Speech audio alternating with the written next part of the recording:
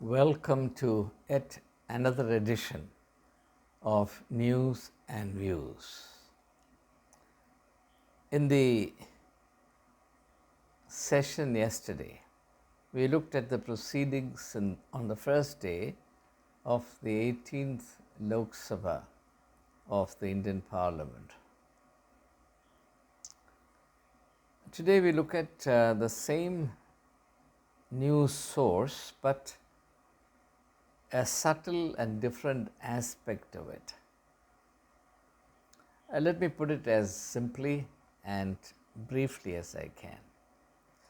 If you had paid heed to the speeches made by the leaders of the opposition parties, starting with the leader of the opposition, Sri Rahul Gandhi, invariably every person who spoke underlined the change that has happened as the 17th Lok Sabha gave way to the 18th. Now, since this was clearly spelt out in the speeches made, I don't think it is necessary for me to sum up the various ways in which this theme was harped upon by the leaders of the opposition,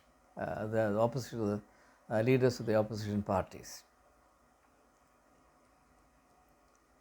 And in the thoughts that we shared yesterday, that was indeed the main focus, and therefore I don't think it is necessary to repeat what's already said.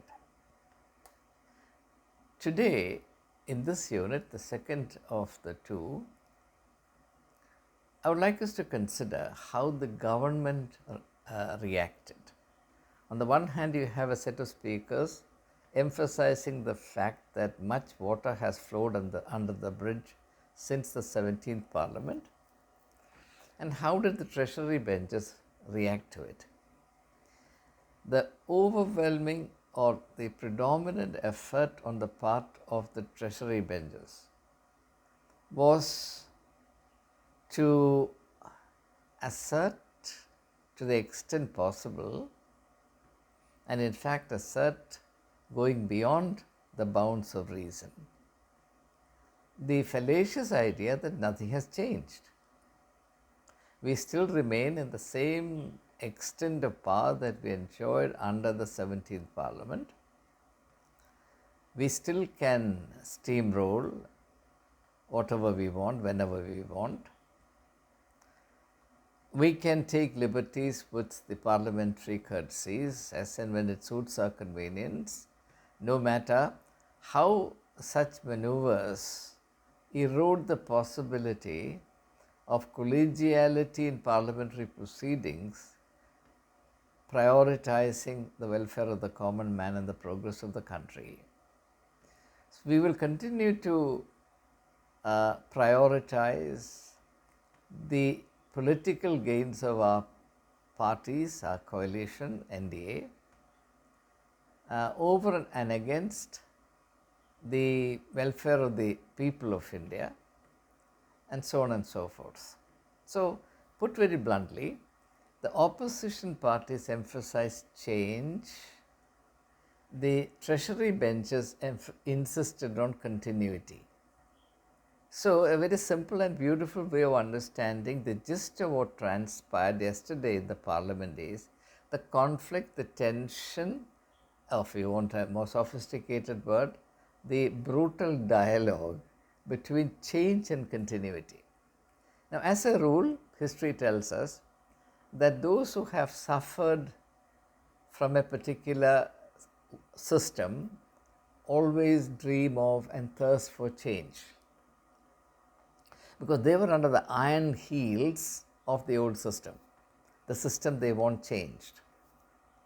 But the agents, the animators, the centers of privilege in the old system want the same to continue, and they criminalize, discredit, denounce change. So, while one party wants to underline the reality of change, the other party wants to discredit change, deny change, and to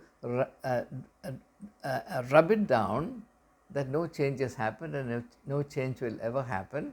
Therefore, don't presume on any change whatsoever. It will be business as usual. Now, what is the reality in all this? That's the only thing I want to share with you, and I have something very beautiful to say on this. All of you know that my background is that of English literature. I'm a student of literature, therefore my imagination is literary rather than rational and philosophical.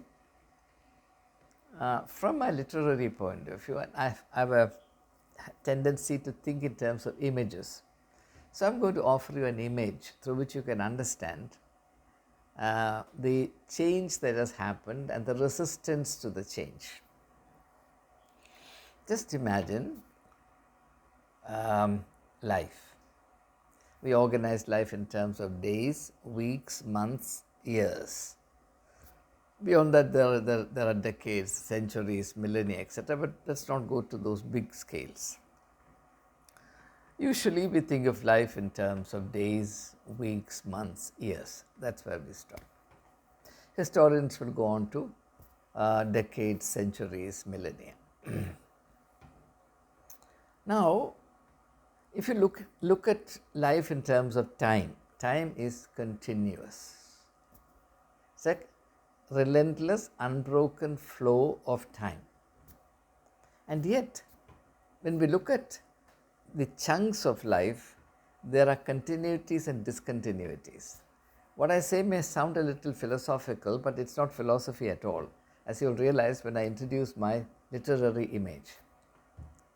So life is, as Lord Buddha said, a mixture of a blend of change and continuity, fixity and fluidity.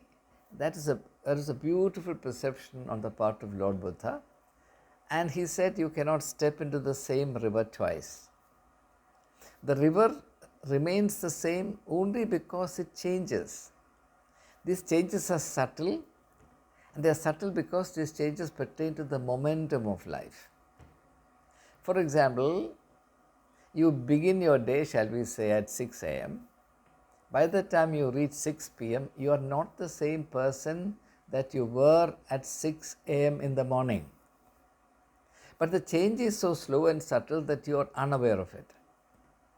Not long ago, you were a hand baby, say 60 years ago, 50 years ago, depending on your present age. In my case, 73 years ago. But I've come a long way from that. But all along, when the change happened, I was completely impervious to it. But now looking back, I realized the extent of the enormous changes that have happened in my personal life. Life is like that. Now, in the life of a parliament, there will certainly be change, there's no question about it. But the question is how to understand that change. I'm now going to introduce an image which will enable you to understand that change. Now you think of a diary. All of us have diaries. I have an old diary here. This is the diary that goes back, as you can see, to 2016. I don't discard my old diaries. I keep them for reference, as well as I'm a very miserly person. So if there is a vacant open page, I make my notings there rather than use fresh paper, and thereby endanger the forests of the country. Each time you use a piece of paper, you're actually threatening a tree. Therefore, I tried to minimize my consumption of paper. That's as an aside. Now, you think of this diary. This diary, in a way, is continuity.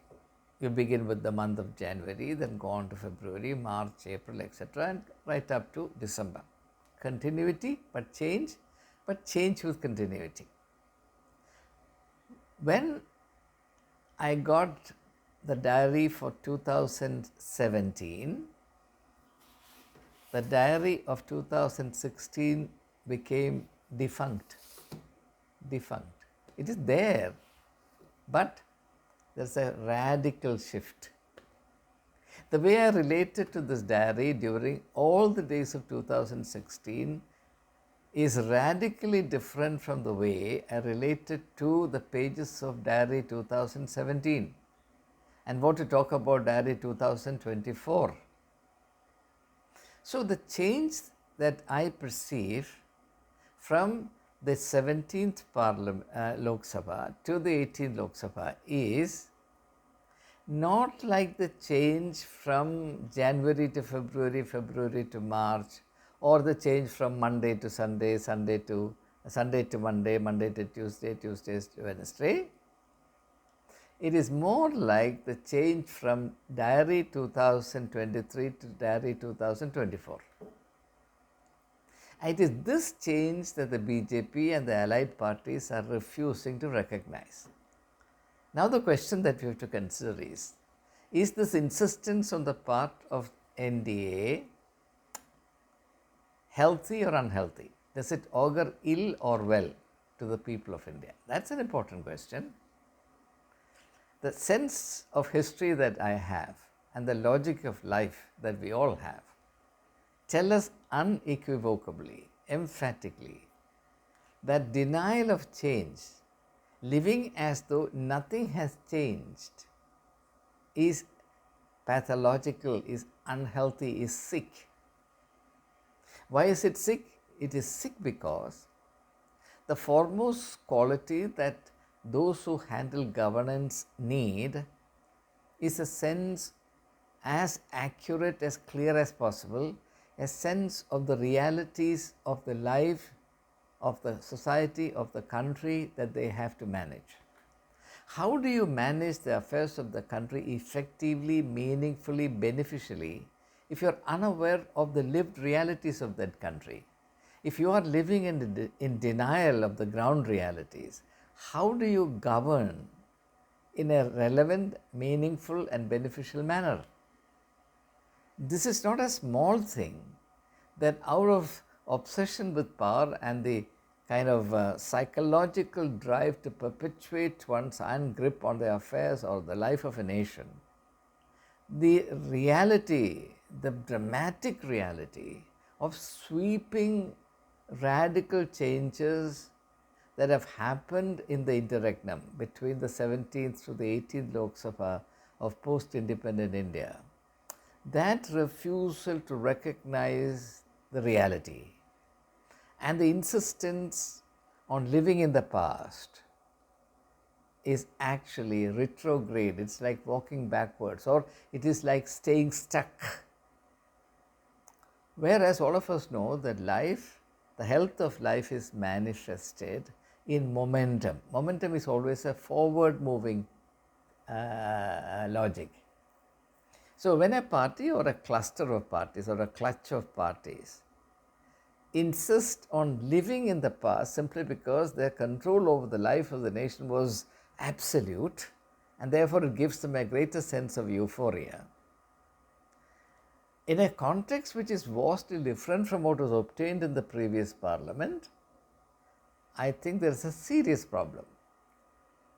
And whether or not my analysis is correct, you will see in the days ahead, when the full implications of this anti-life, anti-history mindset, this anti-progress, anti-momentum mindset begins to play out. This is bound to generate unprecedented levels of tension, conflict, bad blood between the ruling parties and the opposition parties, and this will have the unfortunate consequence to the ruling party of compelling the opposition parties to forge greater, deeper and stronger unity and bond between or among themselves, which would make the opposition in the days ahead stronger and stronger. And to the extent that this consolidation happens, the ruling party will become weaker, the ruling coalition will become weaker and weaker, whether they like it or not, because one party cannot become stronger without the other party becoming weaker. It's as simple as that. So, my submission to the ruling party members, if at all they heed the wisdom of an old man, is this: that denial of reality doesn't do anyone any good. In fact, it is capable of doing enormous harm. So, it will the NDA government will do itself some good by reckoning the fact, and Sri Om Birla as the Speaker of the Lok Sabha will do himself some good by realizing the fact that there is a substantial and dramatic change in ground realities, which is reflected in the composition of the 18th Lok Sabha, and therefore the proceedings of the House must be managed in a manner that factors the substantial change into the total gamut of parliamentary proceedings. To live in denial of this is a terrible disservice not only to the country at large, but also to oneself. And whether or not what I am saying is the truth will be seen, and you don't have to wait too long. Very soon the implications will begin to surface, and then it could assume proportions that we have not seen or we didn't see in the last 10 years. Well, let's wait and see. So thank you very much for your interest in this series, News and Views. This will continue if you are interested. All the very best. Have a great day ahead.